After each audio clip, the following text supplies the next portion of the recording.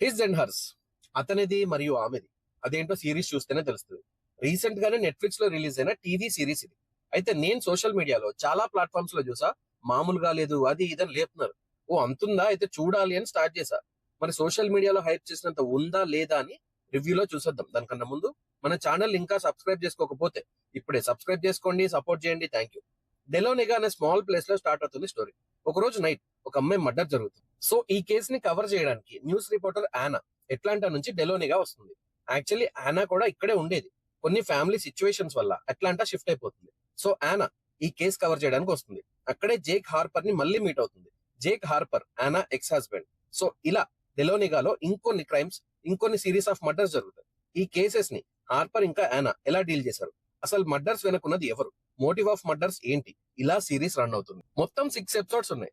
First episode కొంచెం confusing గానే ఉంటుంది. క్యారెక్టర్స్ మధ్య కనెక్షన్ ఏంటి, చనిపోయిన అమ్మ ఎవరు, ఇలా స్టార్ట్ అవుతుంది.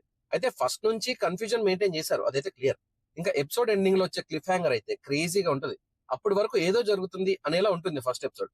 ఎండింగ్ లో వచ్చే క్లిఫ్ హ్యాంగర్ ఇంట్రెస్ట్ క్రియేట్ చేస్తుంది. సో సెకండ్ ఎపిసోడ్ నుంచి వేరే ఉంటది అనుకుంటే మళ్ళీ డ్రామాలోకి వెళ్ళిపోతుంది. హై మూమెంట్స్ వస్తాయి, కానీ వెంటనే న్యూట్రల్ చేసే డ్రామా కూడా సైమల్టేనియస్ గా ప్లే అవుతుంది. చిన్న టౌన్ లో జరిగే స్టోరీ గనుక ఎన్ని క్యారెక్టర్స్ ఉన్నా మెయిన్ గా కొన్ని ఇంపార్టెంట్ క్యారెక్టర్స్ ఉంటాయి, డౌట్ఫుల్ గా బిహేవ్ చేస్తూ ఉంటాయి. సో ఉన్న ఈ కొన్ని క్యారెక్టర్స్ లో ఎవరైనా గెస్ట్ చేయడమే టాస్క్.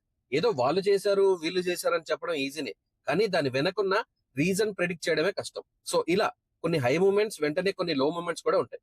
సీటెడ్ థ్రిల్లర్ లాగా అయితే అనిపించలేదు.